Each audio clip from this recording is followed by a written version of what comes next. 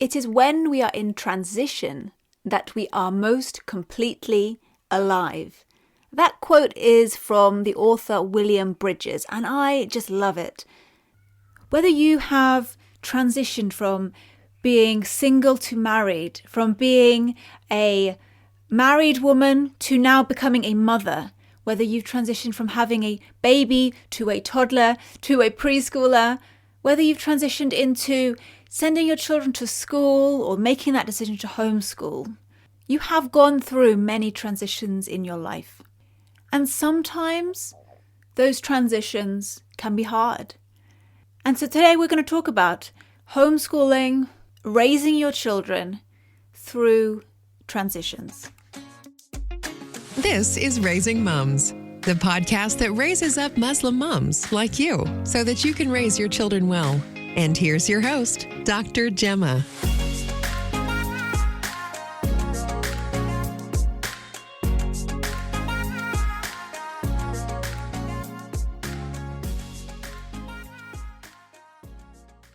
This week has been a difficult one for my family. We lost our cat at the beginning of the week. A dear little old Stitch. Any of you who follow me on Instagram will know Stitch the cat. Well, he passed away after being with us for 15 years. And he was a cool cat. He was more like a puppy. He always wanted to sit on your lap. He was always scrounging for food.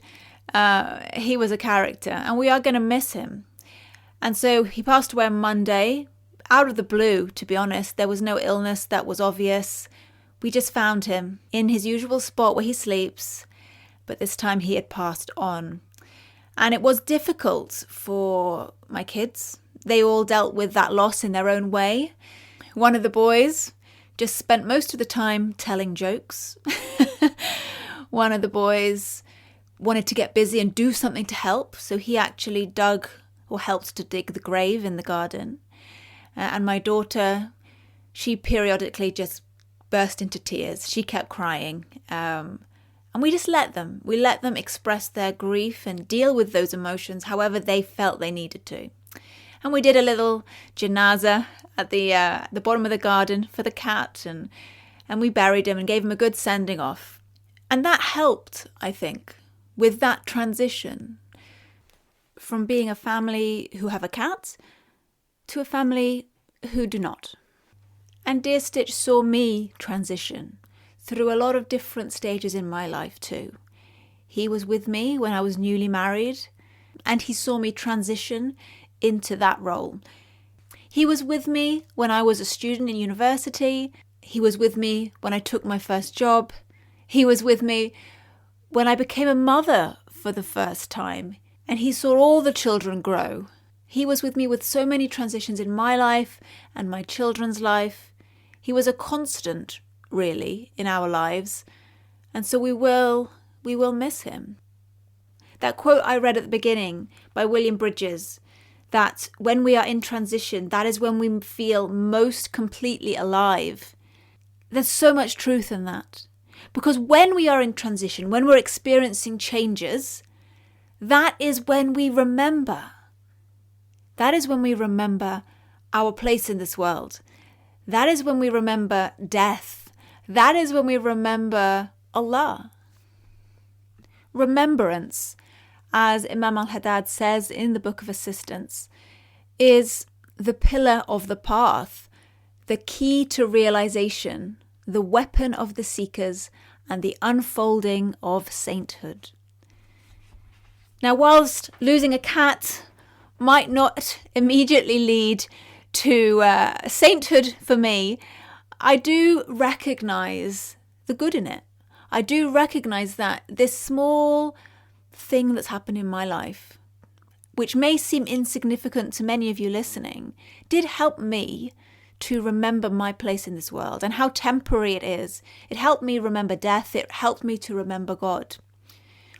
And personally, all those transitions that I've been in, that I've experienced, the big ones like moving house, like having a baby, dealing with sickness, dealing with that awful pandemic and all the lockdowns that followed, all those big changes that we experienced.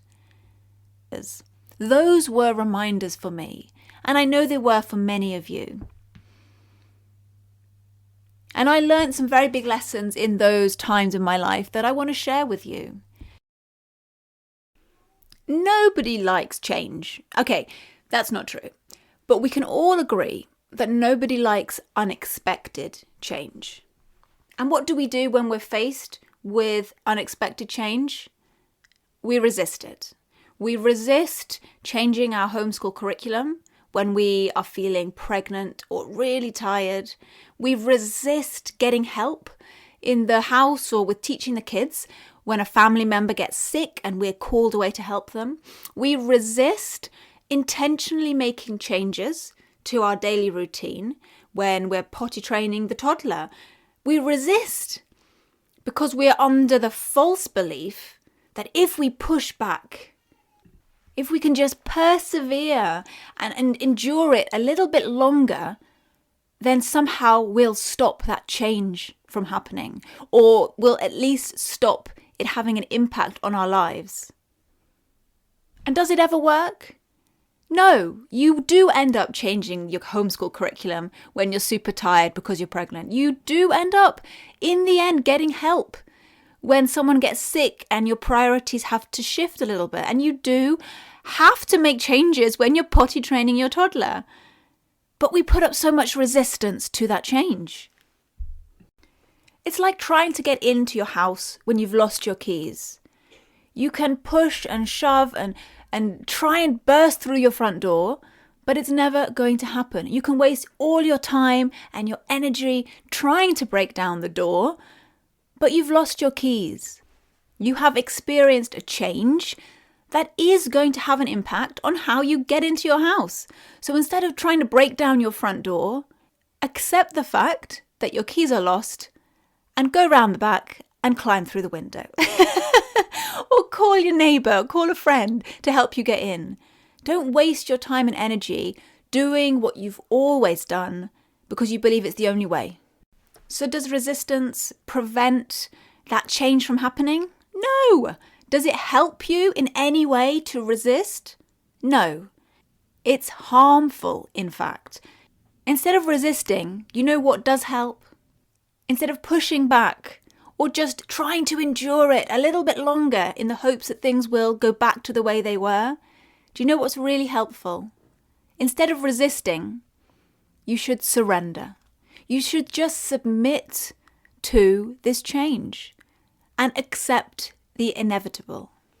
And this idea of submission is integral to our faith as Muslims. Islam comes from the word aslama, meaning to submit. There are other definitions of it, but that is one of them, to submit. To submit to the will of Allah. One of the biggest takeaways for me from all the time we moved house and all the kids I've had is that, yes, it is good to make plans. It's really good to make plans, but hold them loosely. Don't cling to those plans so tightly that you cause yourself more stress and anxiety than you need to. Plans are helpful. Plans are a fantastic way to improve your productivity. They're a fantastic way to maintain consistency in your home. You guys know I'm a big planner, but hold those plans loosely, because there are times, especially during times of transition, where you just have to surrender to life. Surrender to the unfolding and surrender to whatever Allah has planned for you. If you fight and try to keep those old routines, if you try to burst down your front door with your bare hands, you do nothing but burn yourself out with unnecessary stress. So when we moved house, I was desperately trying to do something with the children. Desperately wanted to maintain their homeschooling experience in some way.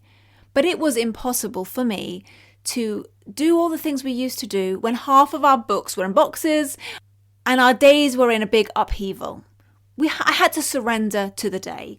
And right now I have a toddler. We have transitioned from a baby to being a toddler. And there are certain things I've just had to let go of. I've had to let go of long read aloud sessions with the kids because my toddler is not going to let that happen.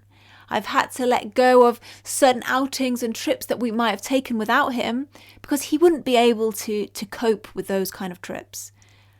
And I've surrendered to it because I know that there's good in all of this. That whilst I may have plans, Allah is the best of planners. And I know that He has great plans for me and my family. And in the Hadith Qudsi, the Prophet, peace be upon him, said that Allah said, I am what my servant believes me to be. And I believe, and I know you believe, that Allah wants the best for you. So if you're in a moment right now, if you're in a point in your life where life is chaos, you're moving house, you've just had a baby, you're not well, maybe someone in your family is not well and that's changing your routine, just know that Allah has plans for you.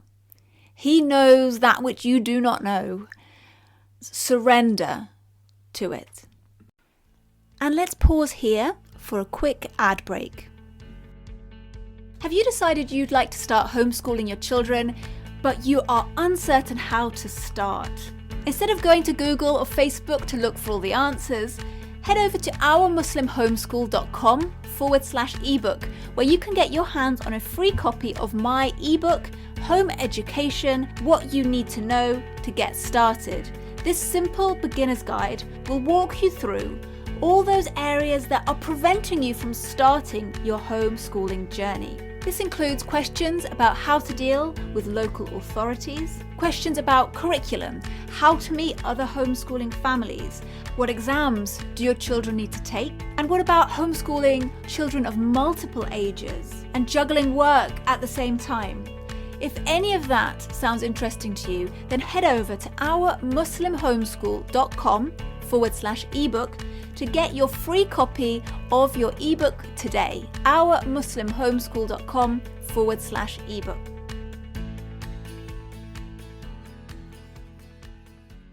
William Bridges, he wrote in one of his books about transition that there are actually 3 stages to it. The first stage is that initial phase where you are ending, where you feel like you're losing something, where you have to let go. And you might experience fear, sadness, anger, frustration, or a real sense of loss. And then the second stage is that neutral zone. And this is probably the hardest time.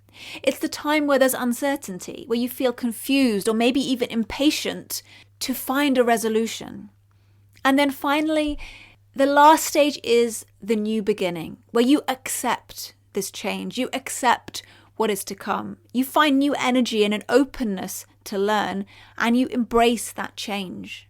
So if right now you are experiencing a big change in your life and you're trying to maintain your homeschooling, you're trying to maintain your household and the way it runs, where do you fit in those 3 stages? Are you in the first stage of just trying to let go of what was? Are you in that neutral stage in the middle where there's so much uncertainty? Or are you at the final stage where you are beginning to accept and look forward to a new beginning? I think knowing that there are 3 distinct stages is really helpful. And I hope that it gives you comfort knowing that the feelings you're experiencing right now are not all there is, that they will progress and things will get better. A really simple example of this is when I first began homeschooling my kids. I went through these three stages. When I first started, I decided that I wanted to try the classical model, as I understood it back then, which was getting hold of a book called The Well-Trained Mind. It's a great book. It's got fantastic book recommendations in it, but it didn't work for my family. For various reasons, which I've spoken about before, it just wasn't a good fit for us. And so I realized that I had to let go of it. I had to end that part of our homeschooling journey, even though I had been so keen to go that route. So I went through that first stage of sadness, feeling frustrated, a little bit fearful of what was to come. And then I reached a neutral zone, a really uncertain time where I was honestly trying a lot of different things. We tried a bit of Montessori. I read up on project-based learning. I tried all different manner of things. And it was a time of a lot of impatience on my part. I wanted to find something that worked. I wanted to move on with our homeschooling journey until finally I stumbled across the Charlotte Mason method, the Charlotte Mason philosophy. And it wasn't love at first sight by any stretch of the imagination. It took some getting my head around. But finally, we had reached something that I could see a future in for our family. I saw this and accepted it open-heartedly as a possibility of where to go, of a direction to move into. And I haven't looked back ever since. If we hadn't have had that initial difficulty of things not working out to begin with, we would never have discovered the beautiful and wonderful life and education that the Charlotte Mason philosophy offers. If I had held on to those plans I had initially to use the well-trained mind, if I'd have held on to those plans so tightly, I would have never discovered the beauty of the Charlotte Mason approach. And I would have spent much longer in stress. I would have probably damaged my relationship with my son. Perhaps I would have given up on homeschooling altogether. When I let go of the classical approach, I did not know what we were going to do next. But I had to trust in the process. I had to trust in Allah that something would unfold, that something would reveal itself. And alhamdulillah, it did. And you know what? It always does. I believe that wholeheartedly. And life changes. They don't just affect you as a mother. You know that. In fact, you probably know that really well. You're probably really worried about the impact that those changes have on your kids. And having gone through a fair few changes, transitions in my life, I can tell you that really the main things that help kids get through these difficult, challenging times is that you acknowledge the way they feel without judging it or trying to fix it. You just acknowledge it. Like when the cat died and one of my kids just wanted to crack jokes and the other one wanted to do something with his hands and the other child wanted to cry. I didn't try to stop them doing those things. I didn't try to justify why they should do something else or pass any kind of judgment. I just let them be. And I think that's really valuable for children to know that the way they feel, the things they think are valid. And likewise, when you're going through any kind of transition in life, it's good to always, for the children to just know that they can come and talk to you. And that will be different. How you deal with that with each of your kids will be different. But just keeping those doors to communication open. So before we wrap up, let's read out a review that was left on my YouTube channel by Sophie. I know Sophie from Instagram. She has an account called Our Journey at Home. But she left this review on my YouTube channel. She said, Assalamu alaikum. This is definitely my go-to podcast to listen to when I am in a homeschool slump. As I was moaning to my husband about various difficulties in my day, he mentioned, why don't you listen to one of your homeschool sisters for inspiration? Subhanallah, even he recognizes how much it has helped me. Jazakallah khair, Gemma. Well, thank you so much, Sophie, for that review. That really made me smile. And thank you to your husband as well. Whatever changes and transitions you and your family are experiencing right now, I really hope that you have hope. As Emily Dickinson wrote, hope is the thing with feathers that perches in the soul and sings the tune without the words and never stops at all. These changes may just be the start of a new beginning, a new path unfolding for you and your family. Trust that Allah has great plans for you and your children, and this is not the end. It is a new beginning. Now, don't forget to pick up your free copy of my ebook, Home Education, What You Need to Know to Get Started. You can get that at ourmuslimhomeschool.com/ebook. Well, thank you so much for joining me here today. Have a beautiful week. Assalamu alaikum.